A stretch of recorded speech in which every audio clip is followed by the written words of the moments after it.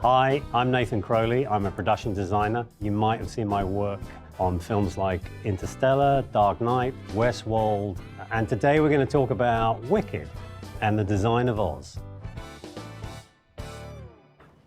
Let's talk about Munchkinland. The first thing for me is like, okay, who are they? How can that influence the design? If they're farmers, what do they farm? And I proposed that we grow 9 million tulips in eastern England.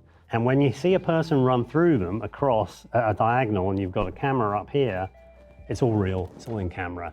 When I came to this project, my methodology is to try and do as much practically as possible. And the reason I was attracted to this is because it's pure fantasy, and which has traditionally recently been done with CGI. It's very difficult to talk to the studio and a room of producers about going into the farming business. Naturally, they want to do them with CGI, but they really wanted to know if I could guarantee the flowers would succeed, which of course you can't do.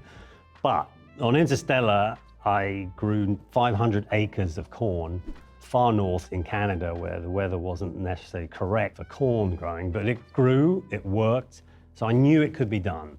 And I knew if I found the right farmer, like we had on Interstellar, we could make this work. So we, along with the help of a farmer called Mark and our location manager, Adam, we planted 9 million tulips. When I talk about practical filmmaking, the kind of things you learn can benefit and influence you. The journey to here is they plant tulips at this size, and then after the first harvest, they get to that size, and they actually chop the heads off the tulips and let the energy go into the bulb, and the flower grows, and then they harvest the bulbs, not the flowers. So that's why you get tulip festivals, because the first round, you get all these tulip heads. So to me, learning this process with the farmers, with the locals, means that it's like, oh great, I can then use them in Munchkinland. The other things you learn when you do things practically is these bulbs don't bloom at the same time as these ones. So you have to time out when you shoot it perfectly. So, but it's an adventure.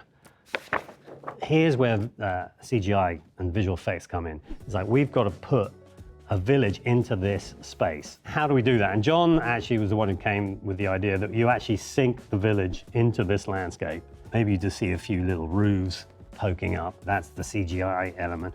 And then as they run towards this village, it suddenly sinks into the ground. So as they run from this landscape here, they appear here.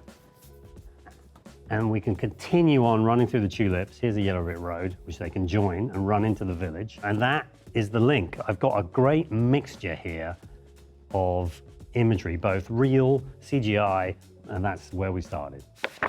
So this is the concept illustration for Shiz. I needed to put it near enough that when Elphaba stands